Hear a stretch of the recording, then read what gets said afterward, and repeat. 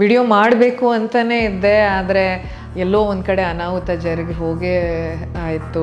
ನಾನು car ತೊಗೊಂಡಾಗಲೂ sun roof ಇರೋ ಅಂಥ ಕಾರ್ನೇ ತೊಗೊಂಡೆ. ನನ್ನ ಮಕ್ಕಳು ಖುಷಿ ಪಡ್ತಾರೆ, ಇಷ್ಟಪಡ್ತಾರೆ ಅನ್ನೋದೇ ನನ್ನ ತಲೆನಲ್ಲೂ ಇತ್ತು. ಆದರೆ ತೊಗೊಂಡು ಸ್ವಲ್ಪ ದಿನಕ್ಕೆ ಇದ್ರ ರಿಸ್ಕ್ ಏನೇನು ಅಂತ ತಿಳಿಯಿತು. ವಿಡಿಯೋ ಮಾಡಬೇಕು ಅಂತಲೇ ಇದ್ದೆ, ಆದರೆ ಎಲ್ಲೋ ಒಂದು ಕಡೆ ಅನಾಹುತ ಜರುಗಿ ಹೋಗೇ ಆಯಿತು. ಅದಕ್ಕೆ ಮುಂಚೆ ಮಾಡಿದರೆ ಚೆನ್ನಾಗಿರ್ತಿತ್ತು ಅನ್ನೋದು ನನ್ನ ಮನಸ್ಸಲ್ಲಿ ಬೇಜಾರಿದೆ. ಮಕ್ಕಳು ಯಾವಾಗಲೂ ನಮ್ಮ ಮಕ್ಕಳೇ ಹೈವೇನಲ್ಲಿ, ಫಾರೆಸ್ಟ್ ರಿಸರ್ವ್ನಲ್ಲಿ, ಈಗ ಹೈವೇನಲ್ಲಾದರೆ ಗಾಳಿ ತಂಪಾಗಿ ಬರುತ್ತೆ, ಕಾಡಿನ ಮಧ್ಯೆ ಆದರೆ ಪ್ರಾಣಿಗಳು ಕಾಣಿಸ್ತಾರೆ. ಈ ಥರನೇ ಏನೋ ಒಂದು ರಿಕ್ವೆಸ್ಟ್ ಇದ್ದೇ ಇರುತ್ತೆ, ಜಾತ್ರೆ ಬಂತು ಅಲ್ಲಿ ಗಣೇಶ ಕಾಣಿಸುತ್ತೆ ಅಂತ. ಆದರೆ ನಾನು ಯಾವಾಗಲೂ ಹೇಳ್ಬಿಟ್ಟಿದ್ದೀನಿ, ನಮ್ಮ ಮನೆ ಹತ್ತಿರ, ನಮ್ಮ ಮನೆ ರೋಡ್ ಅಷ್ಟೇ ನಿಮಗೆ ಸ್ಲೋ ಸ್ಪೀಡಲ್ಲಿ ಹೋಗ್ಬೋದು, ಅಲ್ಲಿ ಯಾವ ಟ್ರಾಫಿಕ್ಕು ಇರೋಲ್ಲ. ಹಾಗಾಗಿ ಬಿಡ್ತೀನಿ ಅಷ್ಟೇ, ಅಲ್ಲಿ ಮಾತ್ರ ಓಪನ್ ಮಾಡಿ ಅಂತ. ಇಲ್ದಿದ್ರೆ ನಾನು ಪರ್ಮಿಷನ್ ಇಲ್ಲದೆ ಅವ್ರು ಓಪನ್ ಮಾಡೋಂಗೂ ಇಲ್ಲ.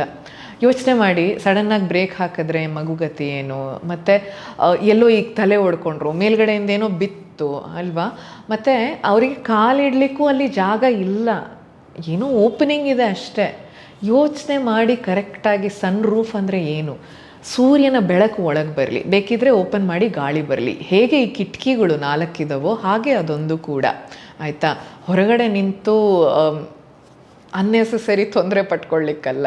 ಈಗ ಕಂಪ್ಲೀಟಾಗಿ ಡಿನೈ ಮಾಡೋಕ್ಕಾಗಲ್ಲ. ಹಾಗಾಗಿ ಏನು ಮಾಡಬೇಕು ಅಂತ ನಾನು ಹೇಳಿದ್ದೀನಿ. ಪ್ಲೀಸ್ ದಯವಿಟ್ಟು ಫಾಲೋ ಮಾಡಿ ಇದನ್ನು. ದಯವಿಟ್ಟು ನಿಮ್ಮ ಮಕ್ಕಳನ್ನು, ನಿಮ್ಮನ್ನು ಸುರಕ್ಷಿತವಾಗಿ ನೋಡ್ಕೊಳ್ಳಿ.